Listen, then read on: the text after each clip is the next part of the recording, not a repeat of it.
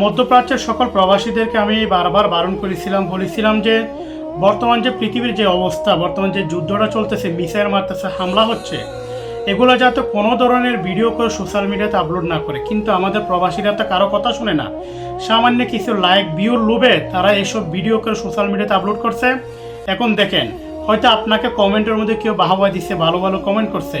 এখন দেখেন আপনারা, শুধু কাতারের কথা বলে দেখেন, কাতারে 313 জনের পর্যন্ত আমাদের প্রবাসী বাংলাদেশে গ্রেপ্তার হয়েছে। সেই সাথে কুয়েত, দুবাই, বাহরাইন, বিভিন্ন দেশে আমাদের প্রবাসী বাংলাদেশিরা গ্রেপ্তার হয়েছে। শুধু কি কারণে? সোশ্যাল মিডিয়াতে এসব ভিডিও আপলোড করার কারণে। সৌদি আরবে নাকি বেশ কয়েকজন গ্রেপ্তার হয়েছে। এই যে দেখতেছেন টুইটারের কতগুলো আমি আপনাকে স্ক্রিনশট আপনাদেরকে দেখাচ্ছি। এই যে সৌদি নাগরিকরা এদের নিয়ে নিউজ করছে, যারা বিভিন্ন ইস্যু নিয়ে কথা বলছে, বিভিন্ন ধরনের ভিডিও বানাইছে। এগুলো আমরা বারবার বারণ করার পর আমাদের কোনো কথার দাম দেয় নাই।